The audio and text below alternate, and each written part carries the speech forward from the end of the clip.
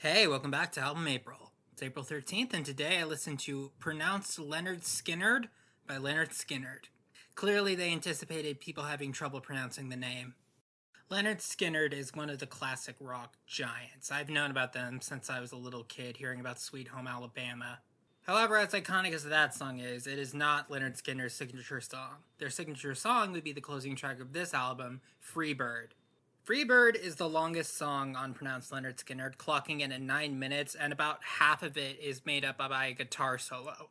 Though, actually, it's not even a guitar solo, it requires two guitars. One of the things that Leonard Skinnerd was known for was their three-guitar army, and two of them were doing the solo at the end of Freebird. One thing I noticed with this album cover is that this is probably the most people I've seen on an album cover in a minute, and fun fact, every single person on this album cover is dead. They're all dead.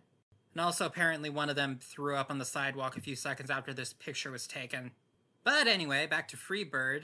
The guitar solo is among the most iconic guitar solos in rock history. It's right up there with things like Eruption by Eddie Van Halen or the guitar solo in Stairway to Heaven. And I actually really like the way that they went about it. This is the first time I'd ever actually sat down and listened to Freebird. I obviously knew parts of it going into this, but I never listened to the whole thing. And one thing I noticed is that, the first part of the song has this sort of, mid-tempo. It's very standard feeling, and I was expecting it to maintain that for the rest of the song, because that's generally what happens. But the tempo actually noticeably speeds up going into the solo. This is really great for building up the energy and sort of gaining more momentum going into the song's climax. When a song is almost 10 minutes long, you need to know what you're doing in terms of pacing and in order to keep the listener invested. And they definitely did that with Freebird. So yeah, Freebird is a classic for a very good reason. I thought it was really good.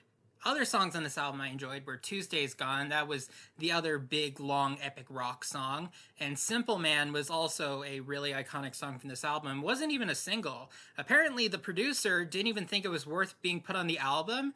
And they had to, get the producer to, leave the studio and then record it behind his back.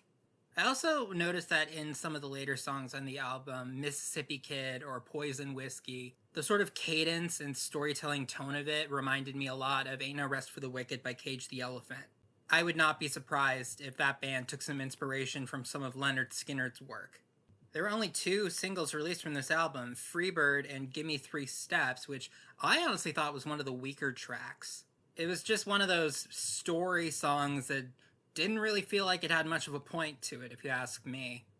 One thing I really did like about Leonard Skinnerd is that they clearly had a strong focus on the musical aspect of it all. Aside from, obviously, the guitars, there was a lot of focus on piano, organ, even violins here and there.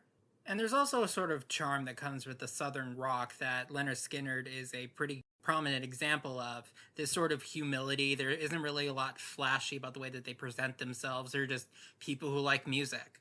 I probably am going to listen to their second album, A Second Helping, sometime in the future, because I did enjoy Pronounced Leonard Skinnerd. Freebird is iconic, and I really liked some other songs on it, like Tuesday's Gone and Simple Man.